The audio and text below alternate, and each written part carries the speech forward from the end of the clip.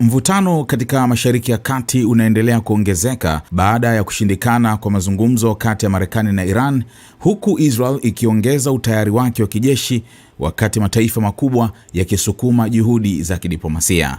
Kwa mujibu wa vyombo vya habari vya Israel, mkuu wa majeshi ya ulinzi ya Israel IDF Eyal Zamir ameliagiza jeshi kuingia katika hali ya juu ya tahadhari, heightened state of readiness, kutokana na hofu ya kurejea kwa mapigano na Iran. Maafisa wa kijeshi waliambia Ynet kuwa IDF imeanza utaratibu wa utayari wa kivita, huku vikosi vyote vikielekezwa kuwa katika hali ya juu ya ulinzi.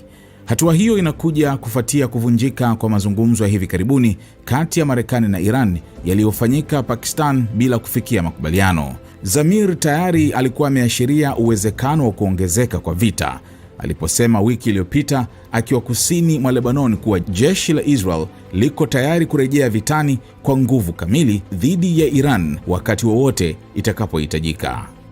Wakati mvutano wa kijeshi ukiongezeka, juhudi za kidiplomasia nazo zinaimarishwa. Rais wa Urusi Vladimir Putin amefanya mazungumzo ya simu na rais wa Iran Masoud Pezeshkian, ambapo alieleza utayari wa Urusi kusaidia kupatanisha na kufanikisha suluhisho la kisiasa. Kwa mujibu wa taarifa ya Kremlin, Putin alisisitiza nia yake ya kusaidia kufanikisha amani ya haki na ya kudumu katika Mashariki ya Kati. Wakati huo huo, Umoja wa Ulaya umeendelea kusisitiza umuhimu wa diplomasia.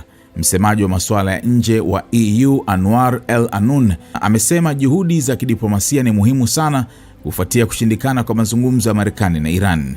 EU pia ilipongeza Pakistan kwa juhudi zake za upatanishi, huku Brussels ikithibitisha kuwa itaendelea kushirikiana na washirika wake wa kimataifa kutafuta suluhisho la amani.